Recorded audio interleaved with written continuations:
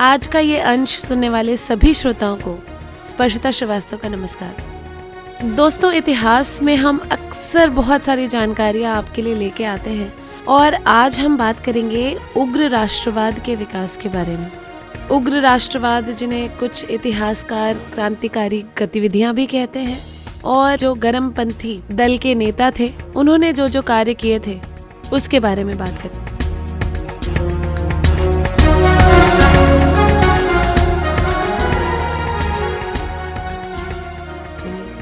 उग्र राष्ट्रवाद के विकास के रूप में क्रांतिकारी गतिविधियों की शुरुआत हुई।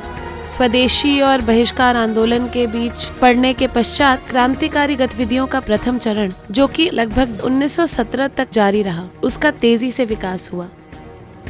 उदारवादियों के नेतृत्व में आंदोलन की असफलता के पश्चात युवा राष्ट्रवादियों का मोह भंग हो गया। जिन्होंने इस आंदोलन में बढ़ चढ़ के हिस्सा लिया था, वे हताश हो गए और अपनी राष्ट्रवादी ऊर्जा की अभिव्यक्ति के लिए उपयुक्त मंच की तलाश करने लगे। युवा राष्ट्रवादियों को आगे बढ़कर कुछ अलग तरीके से कार्य करने का प्रोत्साहन मिला, किंतु वे एक प्रभावी संगठन बनाने और स्वतंत्रता अभियान हेतु उपयोग करने में असफल रहे।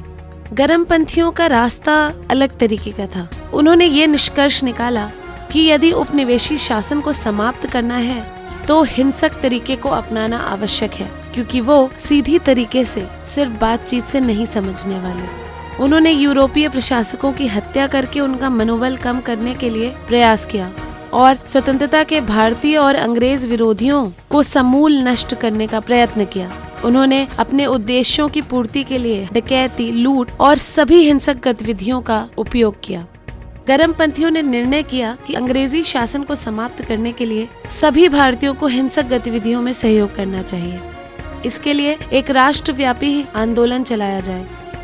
गर्मपंथी वे प्रेरणा जिसे उदारवादी दल ने लोकप्रिय बनाया था और धीमे प्रभाव की नीति जिसे नरमपंथियों ने अपनाया था, दोनों में विश्वास नहीं रखते थे। इनका मानना था कि साम्राज्यवादी शासन भारत की धार्मिक और राजनीतिक स्वतंत्रता, संस्कृति, सभ्यता और नैतिक मूल्यों को सभी को विनष्ट कर देगा। इनका एकमात्र उद्देश्य मातृभूमि को विदेशी दासता से मुक्त कराना था। इन्होंने 1907 से 1917 के बीच कई कार्य किए, कई संगठन बनाए और अलग अलग जगहों पर क्रांतिकारी आंदोलन चलाए। सबसे पहले बंगाल में गर्मपंथियों का प्रथम गुप्त संगठन अनुशीलन समिति बना, जिसका गठन 1902 में किया गया। मिदनापुर में ज्ञानेंद्र नाथ बसु ने इसकी स्थापना की, जबकि कलकत्ता में इसका गठन पी मित्रा ने किया। कलकत्ता की अनुशीलन समिति में जतीन्द्र नाथ बनर्जी और बारींद्र कुमार घोष जैसे कई गर्मपंथियों ने कार्य किया, लेकिन अनुशीलन समिति की गतिविधियां अपने अनुयायियों को शारीरिक और नैतिक प्रशिक्षण देने तक ही सीमित रहीं और 1908 तक आते आते ये लगभग निष्क्रिय हो गयी। 1906 में अनुशीलन समिति के 2 सदस्यों ने, बारींद्र कुमार घोष और भूपेंद्र नाथ दत्ता ने, युगांतर नामक साप्ताहिक पत्र का प्रकाशन भी प्रारंभ किया। युगांतर के अतिरिक्त कई अन्य पत्र पत्रिकाओं ने भी क्रांतिकारी विचारों के प्रसार में महत्वपूर्ण भूमिका निभाई, जिनमें संध्या का नाम प्रमुख है। युगांतर पत्रिका में कुछ प्रमुख लेखों के संग्रह मुक्ति कौन पाथे यानी मुक्ति किस मार्ग से नामक पुस्तक में प्रकाशित हुआ। रास बिहारी बोस और सचिन सान्याल ने दूर दराज के क्षेत्रों पंजाब, दिल्ली और संयुक्त प्रांत में भी राष्ट्रवादी गतिविधियों के विकास हेतु अनेक गुप्त समितियों का गठन किया।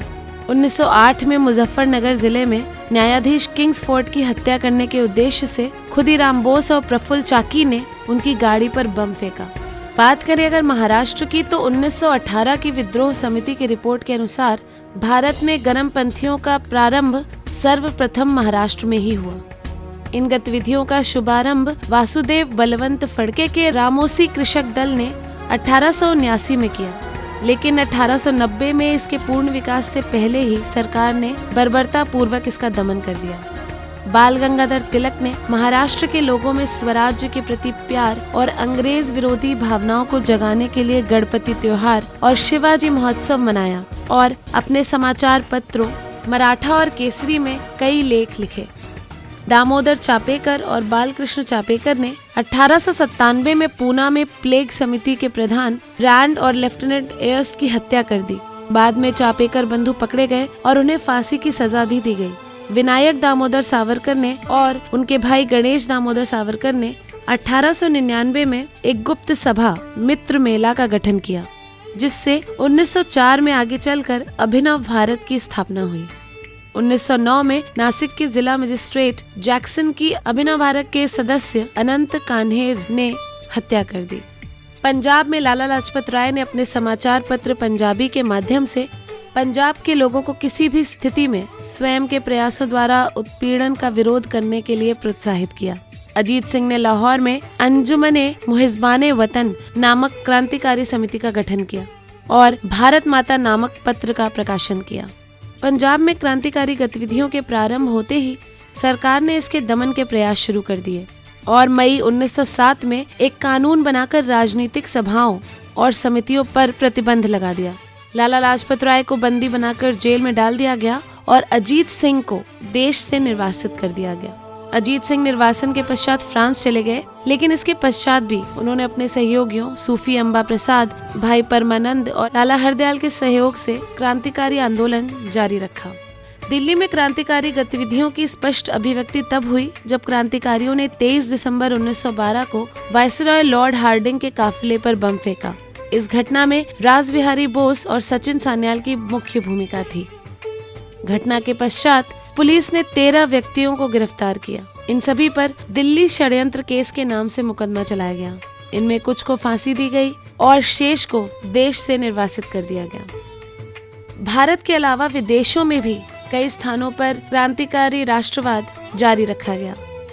इंग्लैंड की अगर बात करें तो लंदन में क्रांतिकारी आंदोलन का नेतृत्व श्यामजी कृष्ण वर्मा, विनायक दामोदर सावरकर, मदन लाल ढींगरा और लाला हरदयाल ने किया। यहाँ पर 1905 में भारत स्वशासन समिति की स्थापना की गई।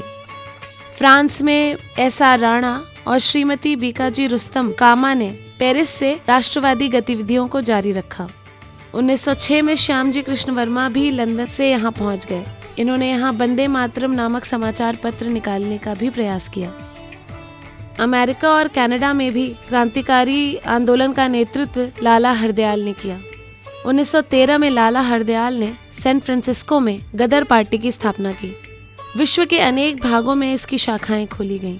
गदर दल ने 1857 के विद्रोह की स्मृति में गदर नामक साप्ताहिक पत्रिका का प्रकाशन भी प्रारंभ किया।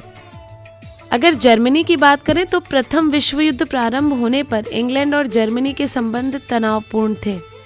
लाला हरदयाल और उनके साथी अमेरिका से जर्मनी आ गए। वीरेंद्र नाथ चट्टोपाध्याय ने बर्लिन को अपनी गतिविधियों का केंद्र बनाया। इस काल में भारत में होने वाली विभिन्न क्रांतिकारी आंदोलनों का केंद्र मुख्यतः पंजाब और बंगाल रहे। बंगाल में होने वाली विभिन्न घटनाओं में रासबिहारी बोस और सचिन सान्याल की मुख्य भूमिका रही। इन दोनों क्रांतिकारियों ने पंजाब लौटकर गदर दल के नेताओं के सहयोग से अनेक क्रांतिकारी कार्य किए। बंगाल के एक अन्य प्रमुख नेता जतिन मुखर्जी थे, जिनके नेतृत्व में बंगाल के क्रांतिकारियों ने विभिन्न स्थानों पर कार्य किए। इनमें रेलवे की पटरियों को उखाड़ना, फोर्ट विलियम किले के घेराव और जर्मन हथियारों का वितरण करना सम्मिलित थे। लेकिन कमजोर संगठन और संयोजन के अभाव में गर्मपंथियों के अधिकांश प्रयास विफल हो गए। 1915 में उड़ीसा तट पर स्थित बालासोर नामक स्थान पर जतिन मुखर्जी पुलिस के साथ लड़ते हुए शहीद हुए। प्रथम विश्व युद्ध के पश्चात इन क्रांतिकारियों में कुछ समय के लिए थोड़ा विराम आया, जब सरकार ने भारत रक्षा अधिनियम 1915 के तहत पकड़े गए राजनीतिक बंदियों को छोड़ दिया। साथ ही मॉन्टे क्लेम्सफोर्ड सुधार 1919 लागू करने से अनुरंजक वातावरण बन गया। इसी समय भारतीय राजनीति में गांधी जी एक प्रमुख राष्ट्रीय नेता के रूप में आ गया है। उन्होंने भारत की स्वतंत्रता के लिए अहिंसा का सिद्धांत रखा। इन सभी कारणों से देश में उग्र राष्ट्रवादी गतिविधियों में थोड़ा धीमापन आया।